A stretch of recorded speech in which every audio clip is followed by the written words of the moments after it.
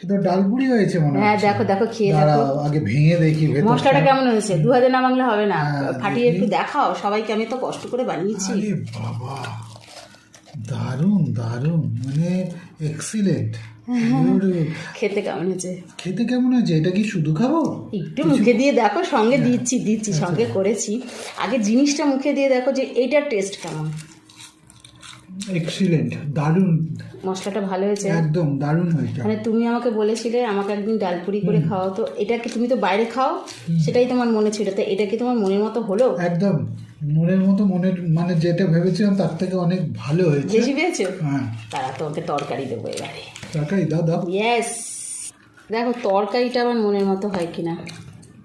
আরে বাবা, এ তো দেখেই মন ভরে গেল, বই তরকারি চাই আমি। ইয়েস, তুমি বলেছিলে একটু মাখা মাখা তরকারি দোকানে এই করবে। তরকারি খাই। হ্যাঁ তুমি বলেছিলে দোকানের মতো, আলুর দম না, দোকানে যেটা দেয়।